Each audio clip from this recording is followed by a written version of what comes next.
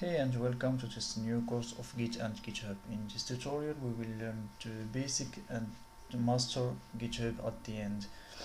So let's start by installing it in our computer and in our machine.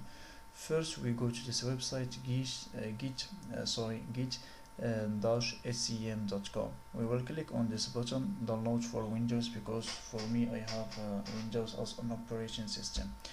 After the installation of Git, it's like the normal installation, next, and then finish. We will open our Git in the computer and it will look just like this.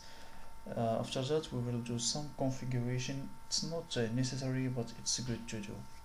First of all, we click git config -- global, because we want to make it global, and that we start by writing and putting our name. It's like that, and we put it just in those brackets.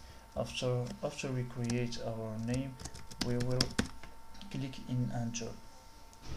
After that we will go and create same with same command line. We will do our email and we will put our email. It's the same.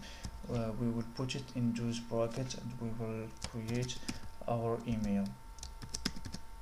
For me, my email is that.com.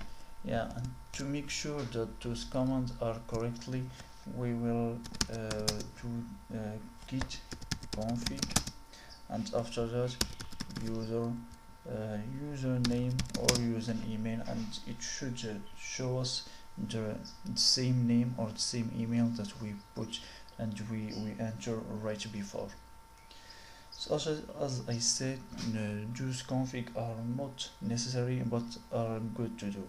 So let's go to the next.